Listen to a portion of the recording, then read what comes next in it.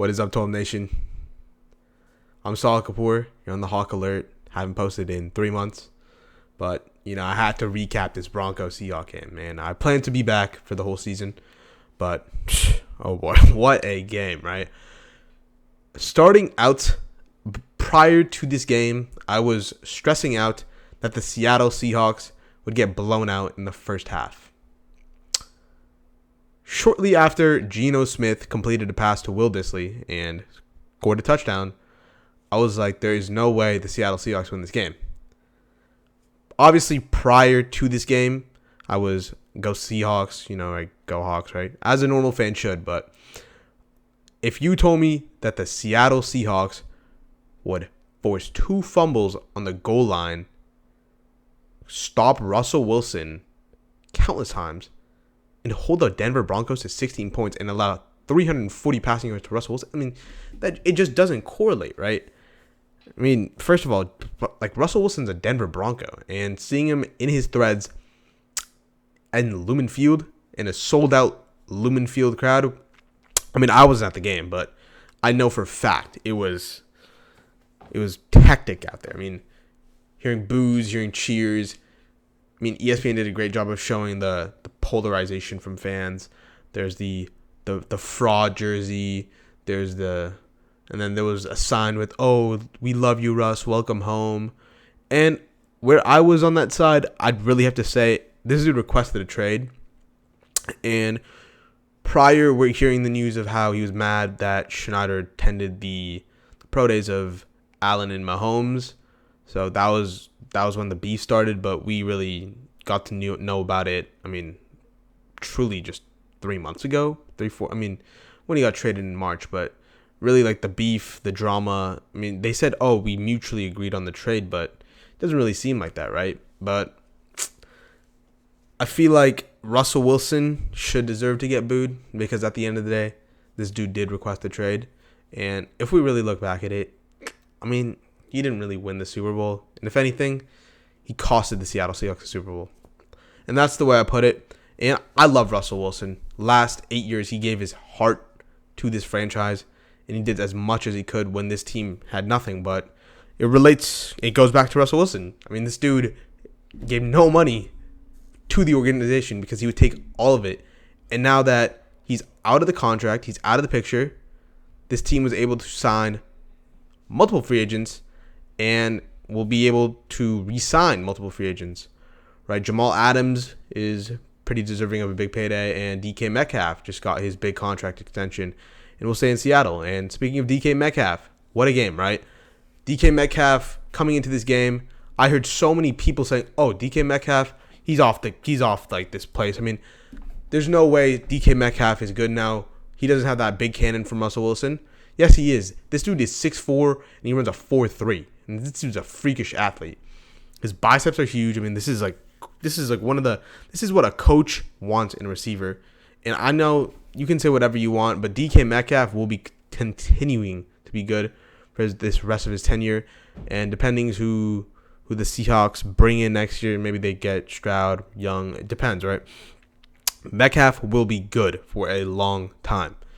And 7 receptions today, but he did the dirty work, right? He ran the short routes. He doesn't usually run these short routes. He's usually running post corners, streaks, fades. This is not his expertise, running these curls. He had that really nice over the middle route, but he's not really used to running streaks, and he's not really used to running these curls and these hitches, and it doesn't really correlate with his play style, but I guess he did it tonight, right? And a DK Metcalf stat line of 7 receptions for 36 yards is something you really never see with Russell Wilson at quarterback. But I guess today where the Seahawks got it done was the defense, right? At the end of the day, Russell Wilson passed for 340 yards. And, that's insane, right? And the Seattle defense really only sacked him 2 times, but it was amazing, right? Because 340 passing yards should correlate to about, 2-3 touchdowns. Only had 1, and it was really off a lucky throw up to Jerry Jeudy, Kobe Bryant, rookie mistake, right? Didn't look back. Could have easily broken that pass up, but it's fine. It happens. It's a rookie mistake. And I'd really like to talk about the rookie corners, right? Like Tariq Woolen and Kobe Bryant. I think they're rookies, and Tariq Woolen is the unicorn corner. And I know he's not going to be good right now, but he got flagged 2 or 3 times today, and he had that minor injury, but he did play his heart out, and he did play to the end of the game. So Tariq Woolen definitely has that warrior in him, and I hope Tariq Woolen, we can see the way he gets better throughout these weeks, because that's what kind of happened at UTSA, right? When he converted from the receiver to corner, I mean, a 6'4" corner that runs a 4.29 is just like really unheard of. But he did it, right? And he's DK Metcalf at corner, and he's the unicorn corner. And the Seahawks have him. The Seahawks also have the Jim Thorpe Award winner, but that Jerry Jeudy one-on-one was not very Jim Thorpe Award winner. But I know that's not going to be his career, because Kobe Bryant is a very good corner, and he will continue to show the stuff he showed in college and the NFL. And then the second part I would really like to talk, and I haven't really covered it, is Geno Smith. I mean, I should have covered this as the first part, because this dude was the reason why the Seattle Seahawks won tonight, right? 2 touchdown passes. He found he found a Will Dissly in a broken Broncos defense.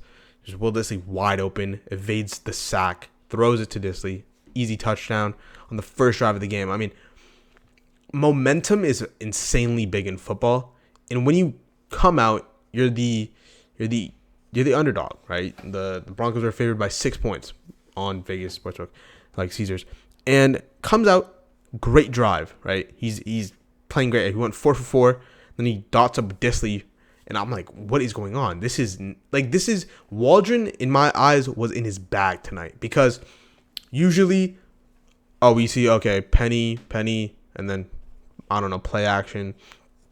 And that was not tonight's trend. They were passing a lot on first down, and that's what I love to see. Geno in the first half was amazing. Like 164 yards, 17 for 18, and 2 touchdowns. I mean, obviously, like, Geno Smith is not elite because he can't do that for a whole game, but like the first half, I mean, like, this dude is balling, and obviously, like, it's Geno Smith. He's not going to continue this pace, but Geno Smith, great game, and I'm looking forward to next week. In my eyes, Geno Smith outplayed Russell Wilson tonight because he got the touchdowns, and Russell Wilson didn't at the end of the day, right? And Geno Smith was just doing crazy things with his legs, and Pete Carroll said in the press conference after, I was pretty mad at him because this dude is going head on, and he's just, like, diving into Broncos, like, DNs, like, that's so unsafe. I mean, luckily you do have Drew Lock on the sideline if needed. But, I mean, Geno Smith just playing like Lamar Jackson out here.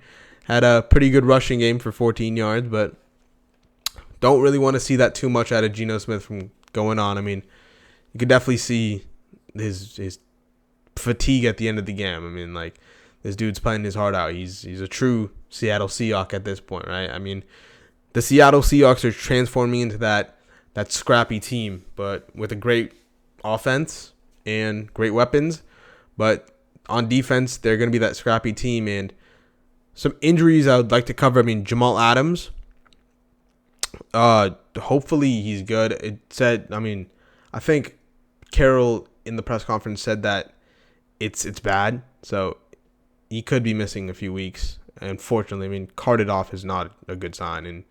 And the leg is not something you want to see. But Adams has had this history, and unfortunately, 2 first-round picks were given up for this guy. But it's what it is, right? I mean, I know Jamal Adams, he plays his heart out every Sunday, Monday, Thursday, right? But unfortunately, the injuries do catch up to you, and he did have that dropped interception at the start of the game.